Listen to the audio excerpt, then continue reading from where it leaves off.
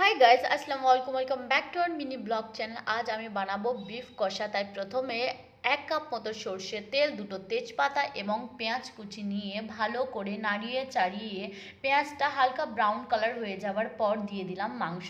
তার সাথে দিয়ে দিলাম 1 চামচ মতো লবং। ভালো করে কষিয়ে নিলাম। এক্সট্রা জল বেরিয়ে যাওয়ার পর দিয়ে দিলাম আদা রসুন বাটা এবং তারপরেও ভালো করে কষিয়ে নিলাম। তারপর দিয়ে দিলাম শুকনো গুঁড়ো মশলা, হলুদ গুঁড়ো, লঙ্কা গুঁড়ো, জিরে গুঁড়ো, ধনে গুঁড়ো। ভালো করে 5 মিনিট মতো কষিয়ে নেবার পর দিয়ে দিলাম কেটে রাখা টমেটো এবং কুচিয়ে রাখা ধনে পাতা।